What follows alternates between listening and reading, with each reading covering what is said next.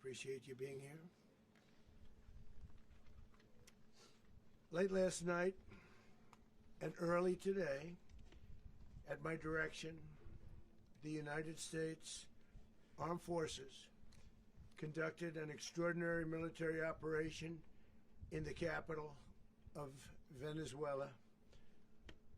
Overwhelming American military power, air, land, and sea, was used to launch a spectacular assault, and it was an assault like people have not seen since World War II.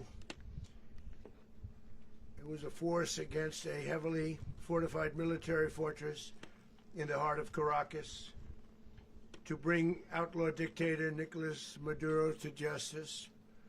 This was one of the most stunning, effective, and powerful displays of American military might and competence in American history. And if you think about it, we've done some other good ones, like the attack on Soleimani,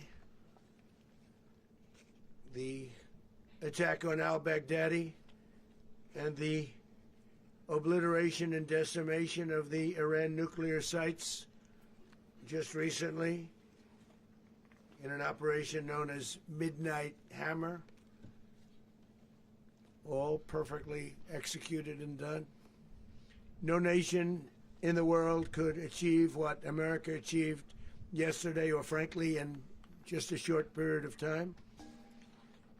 All Venezuelan military capacities were rendered powerless as the men and women of our military, working with U.S. law enforcement, successfully captured Maduro in the dead of night.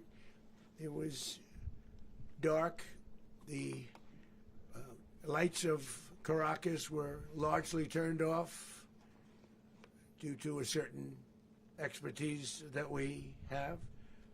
It was dark and it was deadly. But captured along with his wife, Celia Flores, both of whom now face American justice. Maduro and Flores have been indicted in the Southern District of New York, it's J. Clayton, for their campaign of deadly narco-terrorism against the United States and its citizens. I want to thank the men and women of our military who achieved such an extraordinary success overnight with breathtaking speed, power, precision, and competence. You rarely see anything like it. You've seen some raids in this country that didn't go so well. They were an embarrassment. If you look back to Afghanistan, or if you look back to the Jimmy Carter days, they were different days. We're a respected country again, like never before. These highly trained warriors, operating in collaboration with U.S. law enforcement, caught them in a very ready position. They were waiting for us. They knew we had many ships out in the sea. We were just sort of waiting. They knew we were coming. So they were in a ready, what's called a ready position. But they were completely overwhelmed and very quickly incapacitated. If you would have seen what I saw last night, you would have been very impressed. I'm not sure that you'll ever get to see it, but it was an incredible thing to see. Not a single American service member was killed, and not a single piece of American equipment was lost. We had many helicopters, many planes, many people involved in that fight. But think of that, not one piece of military equipment was lost, not one service member was, more importantly, killed. The United States military is the strongest and most fearsome military on the planet by far, with capabilities and skills our enemies can scarcely begin to imagine. We have the best equipment anywhere in the world. There's no equipment like what we have, and you see that even if you just look at the boats. You know, we've knocked out 97% of the drugs coming in by sea. 90%. Each boat kills on average 25,000 people. We knocked out 97%. And those drugs mostly come from a place called Venezuela. We're going to run the country until such time as we can do a safe, proper, and judicious transition. So we don't want to be involved with having somebody else get in and we have the same situation that we had for the last long period of years. So we are going to run the country until such time as we can do a safe, proper, and judicious transition. And it has to be judicious because that's what we're all about. We want peace, liberty, and justice for the great people of Venezuela, and that includes many from Venezuela that are now living in the United States and want to go back to their country. It's their homeland. We can't take a chance that somebody else takes over Venezuela that doesn't have the good of the Venezuelan people in mind. We've had decades of that. We're not going to let that happen. We're there now, and what people don't understand, but they understand as I say this, we're there now, but we're going to stay until such time as the proper transition can take place. So we're going to stay until such time as we're going to run it, essentially, until such time as a proper transition can take place. As everyone knows, the oil business in Venezuela has been a bust, a total bust, for a long period of time. They were pumping almost nothing by comparison to what they could have been pumping and what could have taken place. We're going to have our very large United States oil companies, the biggest anywhere in the world, go in, spend billions of dollars, fix the badly broken infrastructure, the oil infrastructure, and start making money for the country. And we are ready to stage a second and much larger attack if we need to do so. So we were prepared to do a second wave if we needed to do so. We actually assumed that a second wave would be necessary, but now it's probably not. The first wave, if you'd like to call it that, the first attack was so successful, we probably don't have to do a second, but we're prepared to do a second wave, a much bigger wave, actually. This was pinpoint, but we have a much bigger wave that probably won't have to do. This partnership of Venezuela with the United States of America, a country that everybody wants to be involved with because of what we were able to do and accomplish, will make the people of Venezuela rich, independent, and safe. And it will also make the many, many people from Venezuela that are living in the United States extremely happy. They suffered. They suffered. So much was taken from them. They're not going to suffer anymore. The illegitimate dictator Maduro was the kingpin of a vast criminal network responsible for trafficking colossal amounts of deadly and illicit drugs into the United States. As alleged in the indictment, he personally oversaw the vicious cartel known as Cartel de las Solas, which flooded our nation with lethal poison, responsible for the deaths of countless Americans, many, many Americans. Hundreds of thousands over the years of Americans died because of him. Maduro and his wife will soon face the full might of American justice and stand trial on American soil.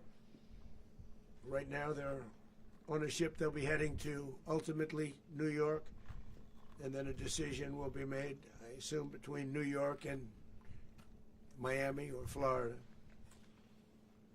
But we have people where the overwhelming evidence of their crimes will be presented in a court of law. And I've seen it. I've seen what we have. It's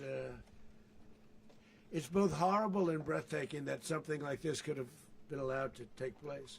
For many years after his term as president of Venezuela expired, Maduro remained in power and waged a ceaseless campaign of violence, terror, and subversion against the United States of America, threatening not only our people, but the stability of the entire region. And you all saw it. In addition to trafficking gigantic amounts of illegal drugs that inflicted untold suffering and human destruction all over the country, all over, in particular the United States. Maduro sent savage and murderous gangs, including the bloodthirsty prison gang, Tren de Aragua, to terrorize American communities nationwide, and he did indeed. They were in Colorado. They took over apartment complexes. They cut the fingers off people if they called police. They were brutal, but they're not so brutal now. And I just have to congratulate our military, Pete and everybody, and our National Guard, because the job that they've done, whether it's in Washington, D.C., where we have a totally safe city, where it was one of the most unsafe cities anywhere in the world, frankly, and now we have no crime in Washington, D.C. We haven't had a killing. We had the terrorist attack a few weeks ago.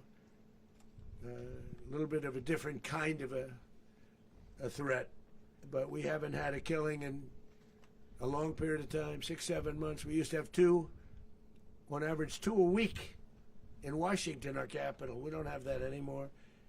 The restaurants are opening. Everyone's happy. They're going, they're walking their daughters, they're walking their children, their wives. They walk to restaurants. Restaurants are opening all over Washington, D.C. So I want to thank the National Guard. I want to thank our military. And I want to thank law enforcement. Been amazing. And they should do it with more cities. We're doing it, as you know, and we're doing it in Memphis, Tennessee right now, and crime is down. We've just sort of started a few weeks ago, but crime is down now 77%. And the governor of Louisiana called, great person, and he wanted us to help him, as you know, in a certain very nice part of Louisiana. And we have done that. It was a rough section, and we have crime down. I understand it's down to almost nothing already after 2.5 weeks. New Orleans, it's down to almost nothing, and we've only been there for 2.5 weeks. Can't imagine why governors wouldn't want us to help. We also helped, as you know, in Chicago. Then crime went down a little bit there. We did a very small help because we had no working ability with the governor. The governor was a disaster, and the mayor was a disaster. But it knocked down crime. But we're pulling out of there when they need us. We'll know. You'll know. You'll be writing about it. And likewise, Los Angeles, where we saved Los Angeles early on, where the head of the police department made a statement that if the federal government didn't come in, we would have lost Los Angeles. That's long after the fires.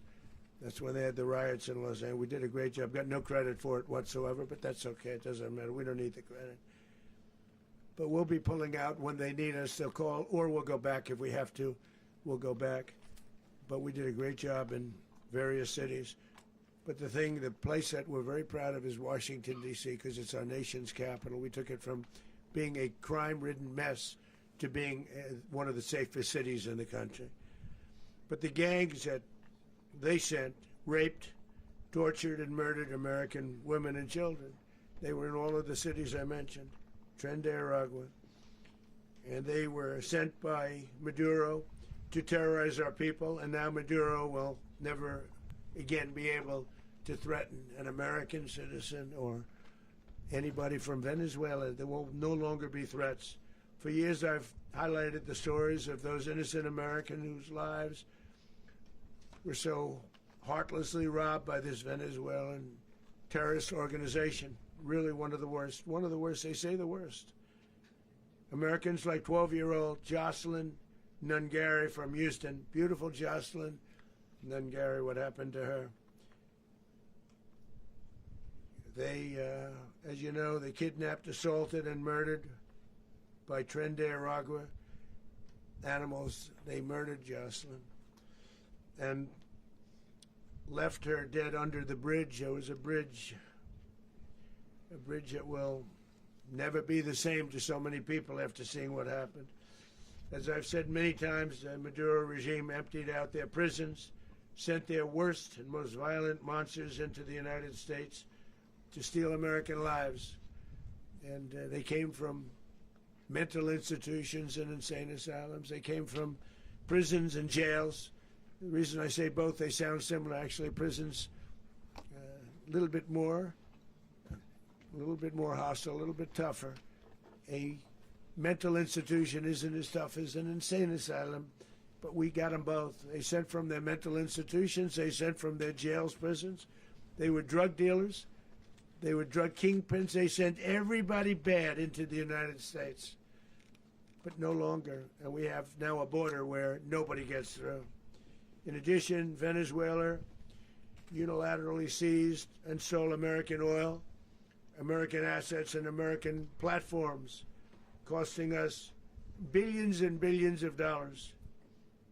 They did this a while ago, but we never had a president that did anything about it. They took all of our property. It was our property. We built it. And we never had a president that decided to do anything about it. Instead, they fought wars that were 10,000 miles away. We built Venezuela oil industry with American talent, drive, and skill, and the socialist regime stole it from us during those previous administrations, and they stole it through force. This constituted one of the largest thefts of American property in the history of our country. Considered the largest theft of property in the history of our country. Massive oil infrastructure was taken like we were babies, and we didn't do anything about it. I would have done something about it. America will never allow foreign powers to rob our people or drive us back into and out of our own hemisphere. That's what they did. Furthermore, under the now deposed dictator Maduro, Venezuela was increasingly hosting foreign adversaries in our region and acquiring menacing offensive weapons that could threaten U.S. interests and lives. And they used those weapons last night. Potentially in league with the cartels operating along our border. All of these actions were in gross violation of the core principles of American foreign policy, dating back more than 2 centuries. And not anymore. All the way back, it dated to the Monroe Doctrines. And the Monroe Doctrine is a big deal, but we've superseded it by a lot, by a real lot. They now call it the Monroe Document. I don't know. It's Monroe Doctrine. We sort of forgot about it. It was very important, but we forgot about it. We don't forget about it anymore. Under our new national security strategy, American dominance in the Western Hemisphere will never be questioned again. Won't happen. So just in concluding, for decades, other administrations have neglected or even contributed to these growing security threats in the Western Hemisphere. Under the Trump administration, we are reasserting American power in a very powerful way in our home region. And our home region is very different than it was just a short while ago. The future will be, and we did this in my first term. We had great dominance in my first term, and we have far greater dominance right now. Everyone's coming back to us. The future will be determined by the ability to protect commerce and territory and resources that are core to national security. These are core to our national security. Just like tariffs are, they've made our country rich, and they've made our national security stronger than ever before. But these are the iron laws that have always determined global power, and we're going to keep it that way. We will secure our borders, we will stop the terrorists, we will crash the cartels, and we will defend our citizens against all threats, foreign and domestic. Other presidents may have lacked the courage or whatever to defend America, but I will never allow terrorists and criminals to operate with impunity against the United States. This extremely successful operation should serve as warning to anyone who would threaten American sovereignty or endanger American lives. Very importantly, the embargo on all Venezuelan oil remains in full effect. The American Armada remains poised in position, and the United States retains all military options until United States demands have been fully met and fully satisfied. All political and military figures in Venezuela should understand what happened to Maduro can happen to them, and it will happen to them if they aren't just fair, even to their people.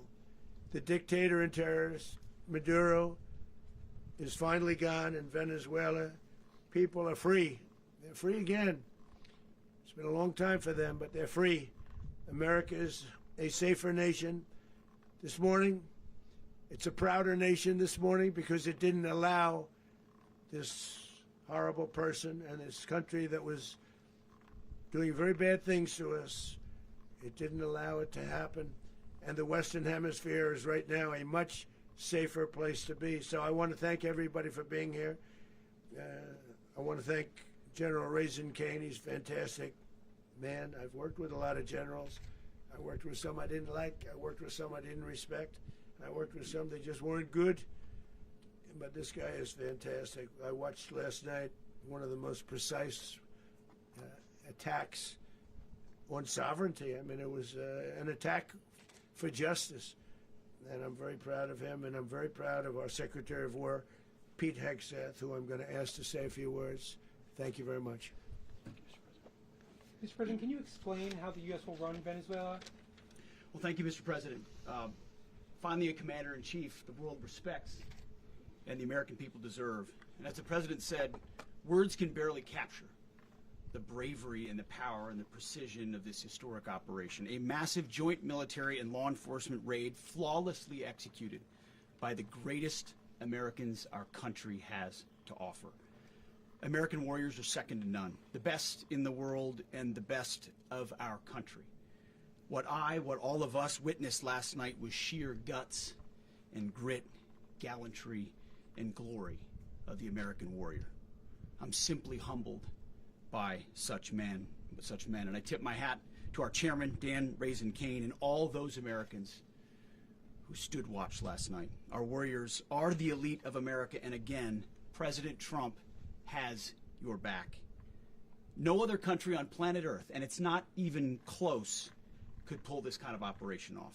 And no other president has ever shown this kind of leadership, courage, and resolve. The most powerful combination the world has ever seen.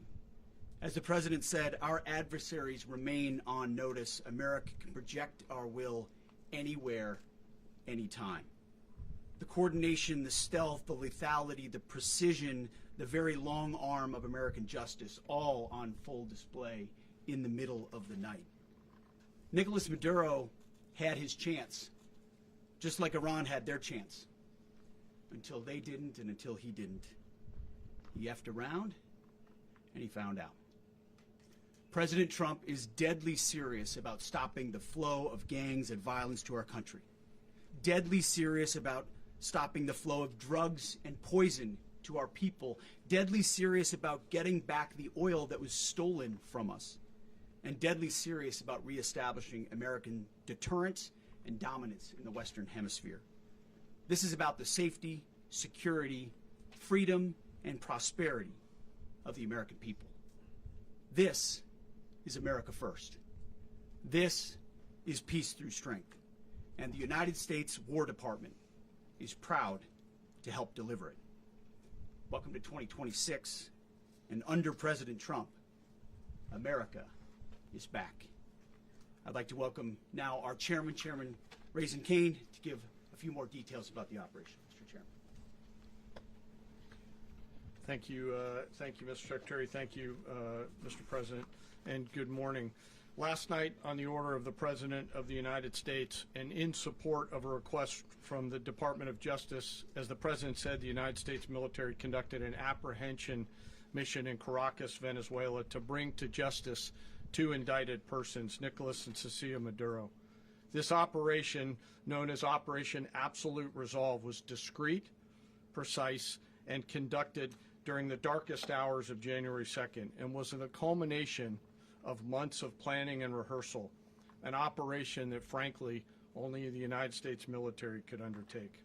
What I'd like to do this morning is talk to you through some of the preparation and the details without compromising any of our tactics, techniques, and procedures. There is always a chance that we'll be tasked to do this type of mission again. Our interagency work began months ago and built on decades of experience of integrating complex air, ground, space, and maritime operations.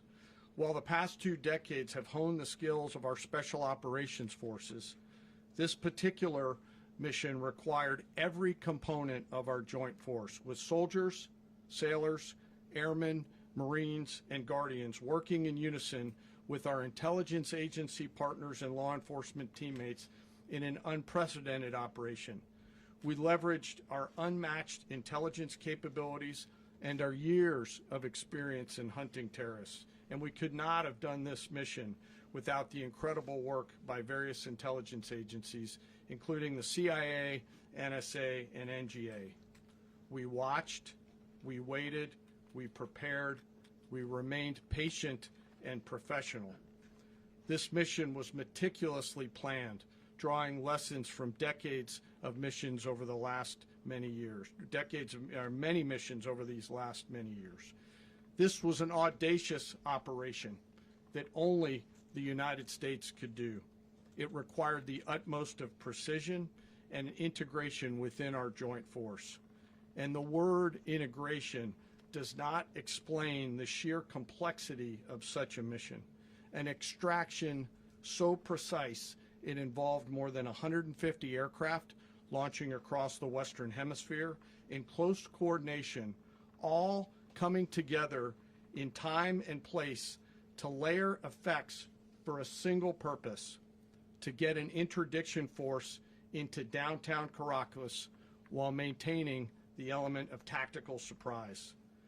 Failure of one component of this well-oiled machine would have endangered the entire mission, and failure is never an option for America's joint force.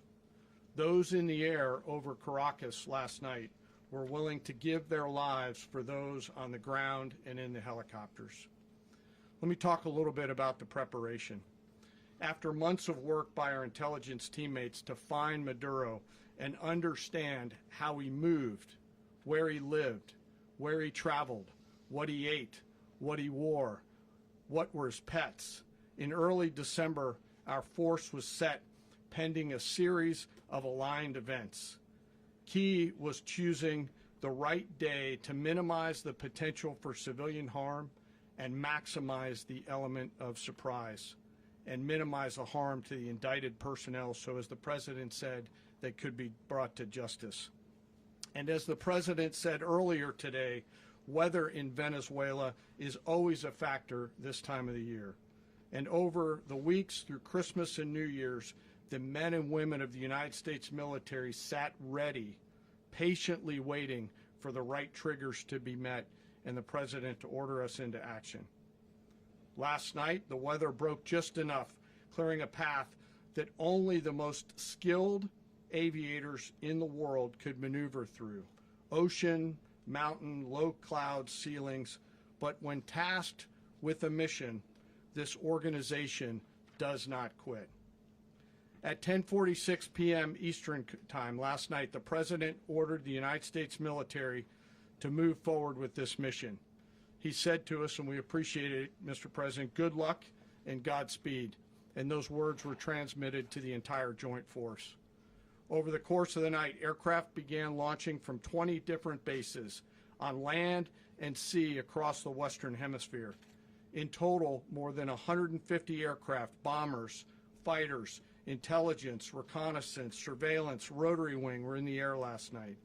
Thousands and thousands of hours of experience were airborne. Our youngest crew member was 20, and our oldest crew member was 49, and there's simply no match for American military might.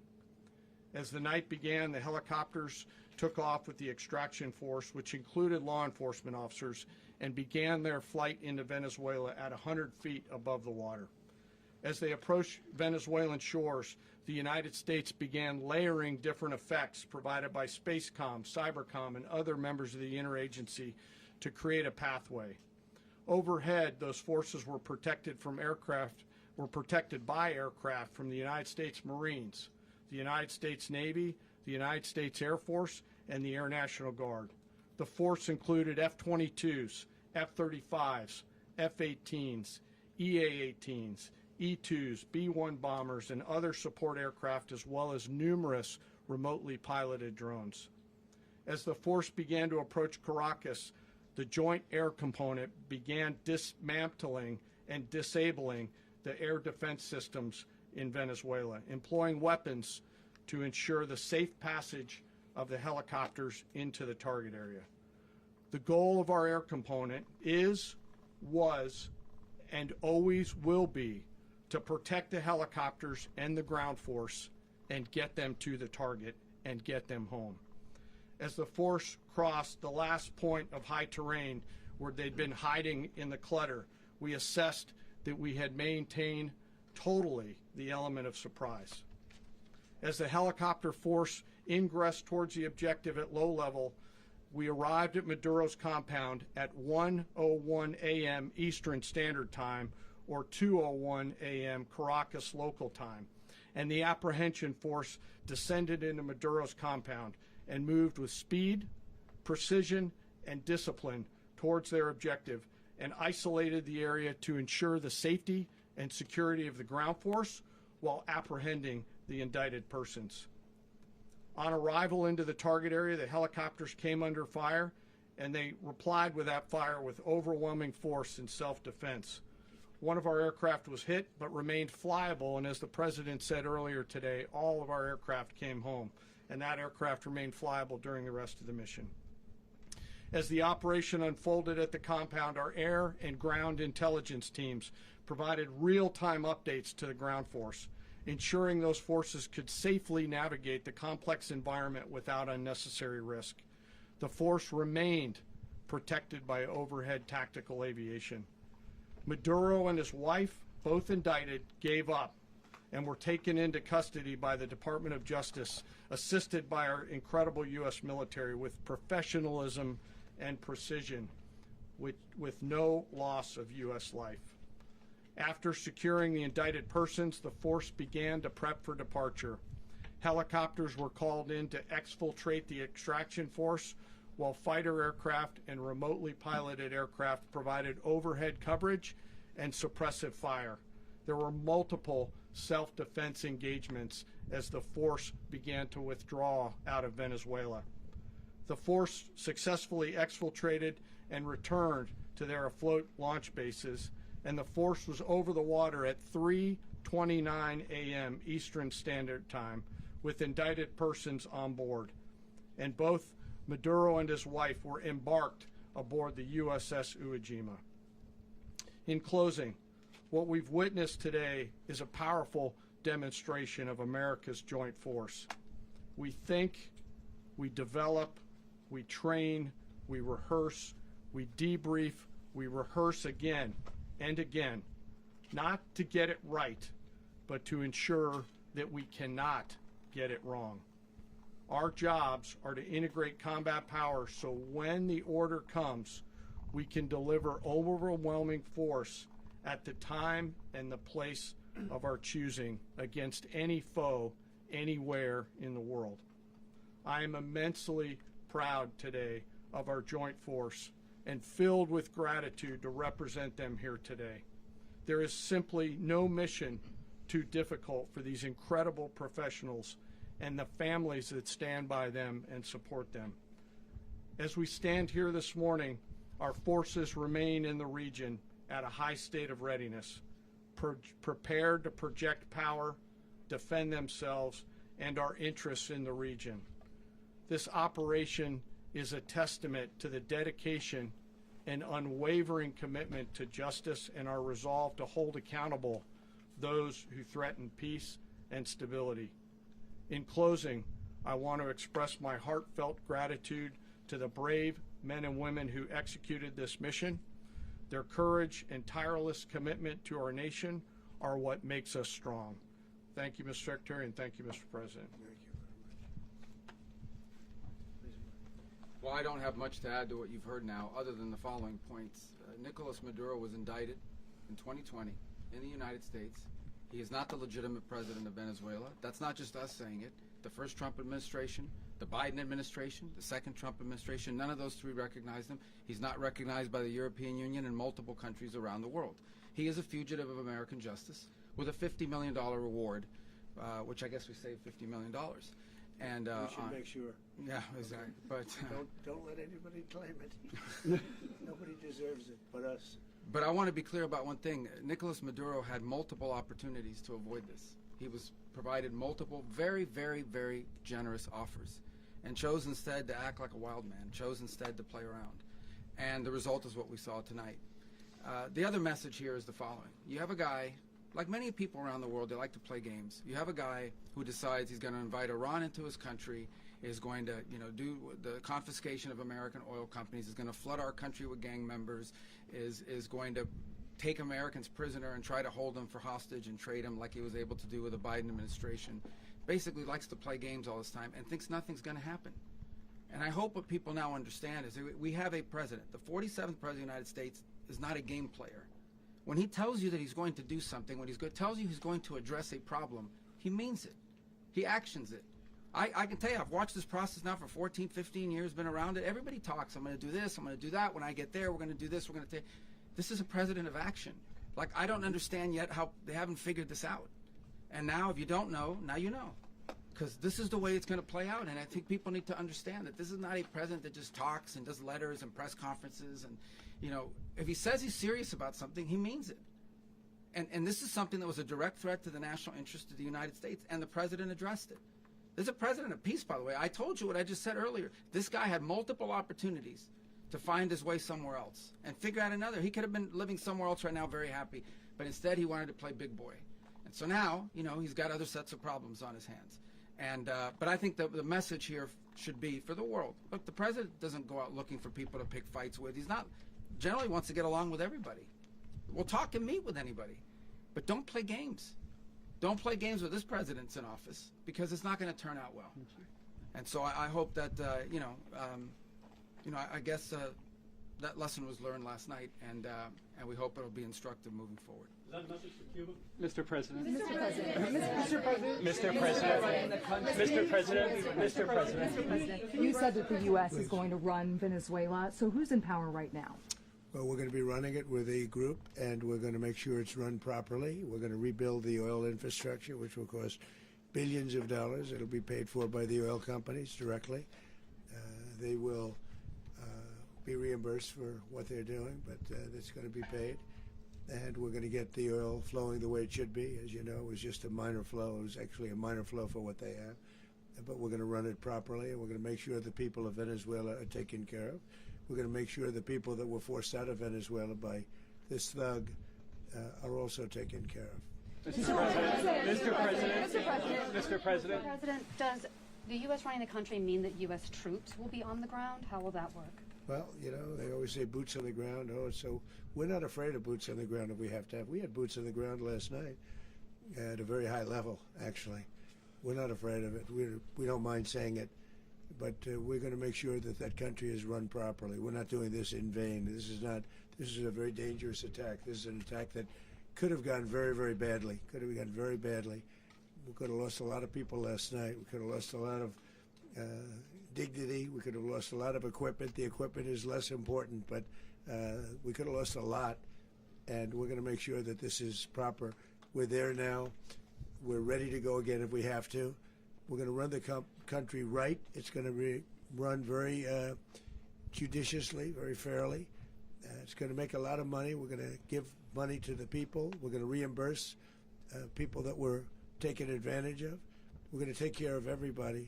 It's very important. We couldn't let them get away with it. They stole our oil. We built that whole industry there, and they just took it over like we were nothing. And we had a president that decided not to do anything about it. So we did something about it. We're late, but we did something about it. Yeah, please. Mr. President, can you explain the exact mechanism by which you're going to run the country? Are you going to designate a U.S. official to coordinate? Yes, it's all being done right now. We're designating people. We're talking to people. We're designating various people, and we're going to let you know who those people are. Mr. President. What's the group you mentioned that would run Venezuela? Well, it's largely going to be, for a period of time, the people that are standing right behind me. We're going to be running it. We're going to be bringing it back. It's a dead, I talk about a dead country. A year and a half ago, we were a dead country. Now we're the hottest country anywhere in the world. We're a country doing better than any country anywhere in the world. And it required leadership Venezuela has a lot of bad people in there, a lot of bad people that shouldn't be leading. We're not going to take a chance that one of those people take over for Maduro. So you can look at, and others. We have fantastic people, including people in the military. So we're going to have a group of people running it until such time as it can be put back on track, make a lot of money for the people, and give people a great way of life, and also reimbursement for people in our country that were forced out of Venezuela. Mr. President, Rubio would be. you said earlier today that you weren't going to back Machado to come back and be the opposition leader in your Fox and Friends interview. And then you also mentioned the Vice President of Venezuela. Are you going to work with the Vice President of Venezuela, or how do you foresee the relationship Well, I going? understand she was just sworn in, but she was, as you know, picked by Maduro.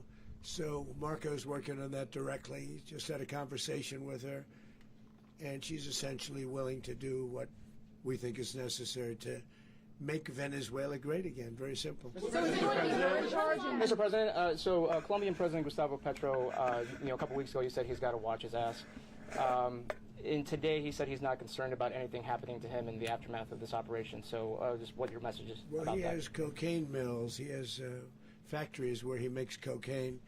And yeah, I think I stick by my first statement. He's making cocaine. They're sending it into the United States. So he does have to watch his ass. Mr. President, Mr. President, Did you notify any members of Congress in advance? Marco, do you want to talk about that? Because you were involved. Sure. We call members of Congress immediately after. This was not the kind of mission that you can do congressional notification on. It was a trigger-based mission in which conditions had to be met night after night. We watched and monitored that for a number of days. So it's just simply not the kind of mission you can call people and say, hey, we may do this at some point in the next 15 days. But it's largely a law enforcement function. Remember, at the end of the day, at its core, this was an arrest of 2 indicted fugitives of American justice, and the Department of War supported the Department of Justice in that job. Now, there are broader policy implications here, but it's just not the kind of mission that you can pre-notify because it endangers the mission. If I can add one thing to that, Congress has a tendency to leak. This would not be good. If they leaked, General, I think it would have been maybe a very different result. But I have to say, they knew we were coming at some point, We had a lot of ships out there. They sort of knew we were coming.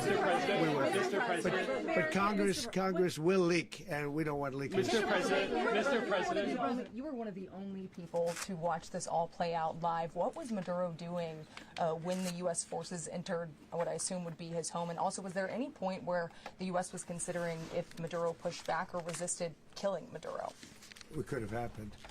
It could have happened. He was trying to get into a safe place. You know what a safe place is, all steel.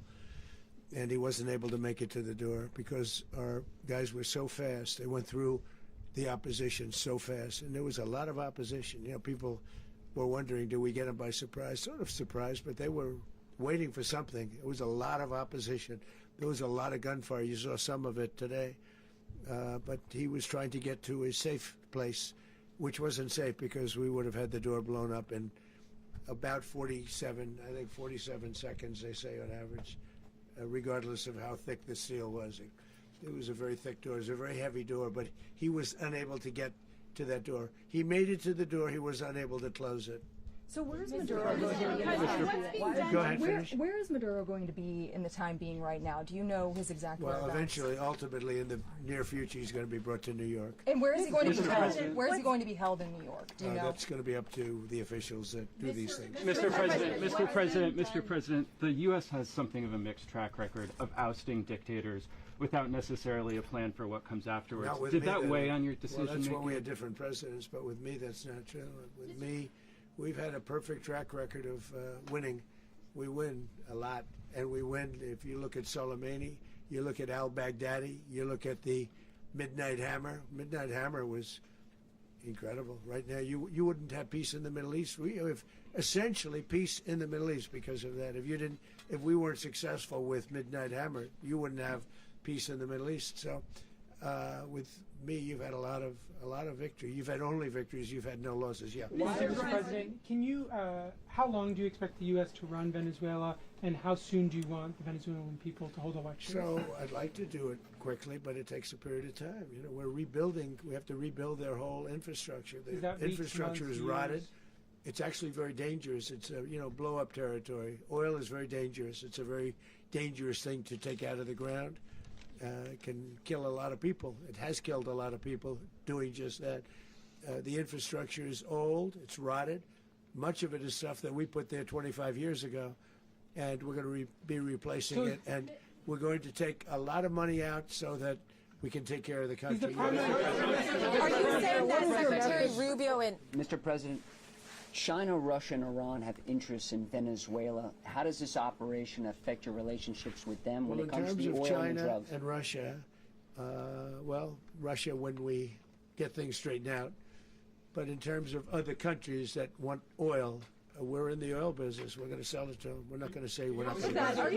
In other words, we'll be selling oil probably in much larger doses because they couldn't produce very much because their infrastructure was so bad. So we'll be selling large amounts of oil to other countries, many of whom are using it now, but I would say many more will come. Are you saying that, Mr. President, are you saying that? Oh. Mr. President, thank you. What is your message to the people of Venezuela today? Of course, the civilian population specifically, they have a lot of questions. What is your message to the people of Venezuela? That you're going to have peace, justice. You're going to have some of the riches that you should have had for a long period of time. It was stolen from you. But you're going to have peace and you're going to have safety. You're going to have justice. You're going to have a country. You're going to have a real country. You're going to have potentially a great country. You know, if you go back 20 years, maybe even a little longer ago, that was a great country. And they destroyed it. Remember I said that if we lose this election, the United States will be Venezuela on steroids. That's what would have happened.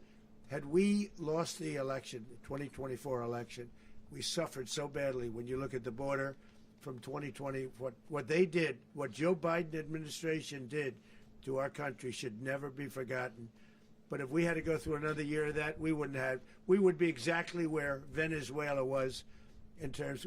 I used to say, if they win, we're going to be Venezuela on steroids, and that's what would have happened. President, thank you. Are you saying that Secretary Hegseth and Rubio are going to be running Venezuela, and will you be sending in U.S. military They're troops going to to be a provide? team that's working with the people of Venezuela to make sure that we have Venezuela right.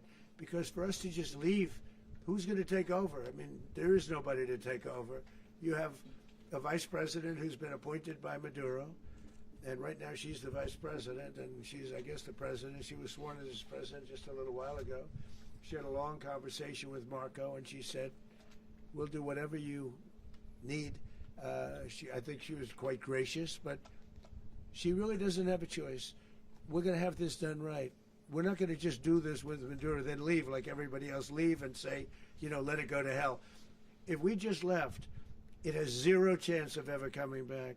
We'll run it properly. We'll run it professionally. We'll have the greatest oil companies in the world go in and invest billions and billions of dollars and take out money, use that money in Venezuela. And the biggest beneficiary are going to be the people of Venezuela. And also, I can't stress this strongly enough, the people that got thrown out of Venezuela that are now in the United States, and frankly, some want to stay and some probably want to go back. Yeah. So Mr. President, what's being done to protect Americans in the country, and were any of the detained Americans Well, right now they're rescued very last protected night? because nobody's going to mess with us. They're very protected. The people of, and we let them know that you better not touch one of them. Are you concerned that bad elements of the Maduro regime will remain in place? Well, we know who they are. We're on them, and they're acting much differently now than they would have acted 2 days ago. And what can you okay, say wait, about behind you, please. Mr. President, why is running a country in South America America first? Well, I think it is because we want to surround ourselves with good neighbors. We want to surround ourselves with stability. We want to surround ourselves with energy. We have tremendous energy in that country. It's very important that we protect it. We need that for ourselves. We need that for the world. And we want to make sure we can protect it. Yes, sir. Please, go ahead. Yeah, is there a message here for Cuba and Diaz-Canel? Well, Cuba's an interesting case. Cuba is, not doing very well right now. That system has not been a very good one for Cuba. The people there have suffered for many, many years. And I think Cuba is going to be something we'll end up talking about because Cuba is a failing nation right now, very badly failing nation. And we want to help the people. It's very similar in the sense that we want to help the people in Cuba, but we want to also help the people that were forced out of Cuba and living in this country. Do you want to say something about that, Marco, please? Well, I mean, I just gave you a statement a few minutes ago about you know, when the president speaks, you should take him seriously. So suffice it to say, you know, Cuba is a disaster. It's run by incompetent, senile men, and in some cases, not senile but incompetent nonetheless. It has no economy. It's in total collapse. And by the way, you know, they were, you know, all of the guards that helped protect Maduro. This is well known. Their whole spy agency, all that were full of Cubans. I mean, they basically, it's amazing. This poor island took over Venezuela in some cases. One of the biggest problems that Venezuelans have is they have to declare independence from Cuba. They tried to basically colonize it from a security standpoint. So, yeah, look, if I lived in Havana and I was in the government, I'd be concerned, at least a little bit. Are you cutting off the oil flow to Cuba from Venezuela? Well, the president already announced a week ago that anything that's sanctioned, it's sanctioned oil, it's not going to be allowed to get there. So that's an The